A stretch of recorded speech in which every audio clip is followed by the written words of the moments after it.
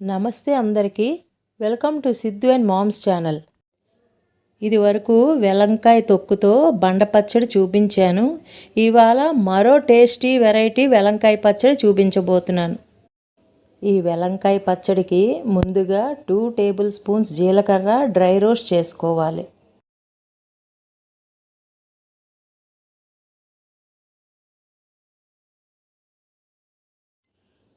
జీలకర్ర వేగిపోయిందండి, ఇంకా ఆపేస్తున్నాను. ఇప్పుడు 2 టేబుల్ స్పూన్స్ ఆవాలు వేసుకోవాలి.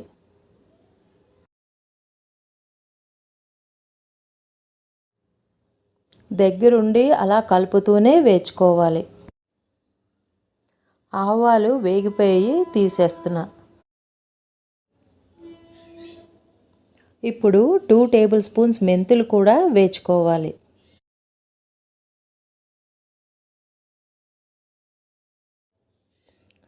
అన్నీ సిమ్లోనే పెట్టి కంటిన్యూస్గా వేయించుకోవాలి.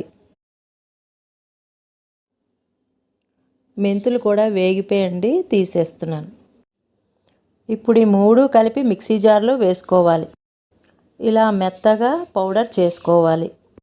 100 ml పల్లి ఆయిల్ హీట్ చేసి అందులో 1 స్పూన్ మెంతులు వేసి వేపుకోవాలి.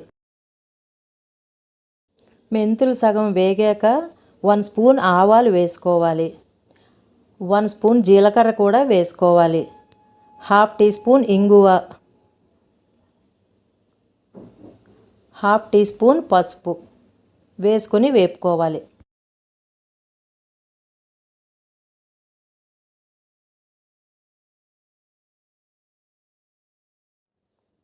ఇప్పుడు ఇందులోకి 2 ఎండుమిర్చి ముక్కలు వేసుకోవాలి. కొంచెం కరివేపాకు కూడా వేసుకోవాలి. అన్నీ ఒకసారి కలిపి వేపుకోవాలి. ఇప్పుడు ఇందులోకి 1/4 కప్ క్రష్డ్ వెల్లుల్లిపాయలు వేసుకుంటున్నాను. ఈ వెల్లుల్లిపాయలు మీ టేస్ట్కి సరిపడా వేసుకోవచ్చు. ఇప్పుడు ఈ పోపులోకి నేను సంవత్సరం నిలవ పెట్టుకున్నాను కదా వెలంకాయ తొక్కు, అది ఒక 2 కప్స్ వేస్తున్నాను.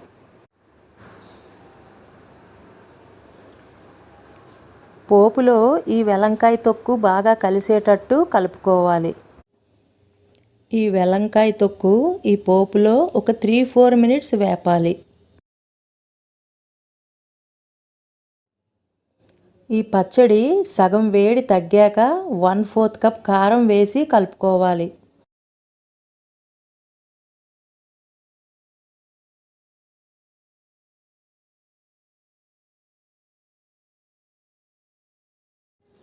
ఇందులోకి ఆవాలు, మెంతులు, జీలకర్ర గ్రైండ్ చేసాం కదా, అది ఒక 2 టేబుల్ స్పూన్స్ వేసుకోవాలి.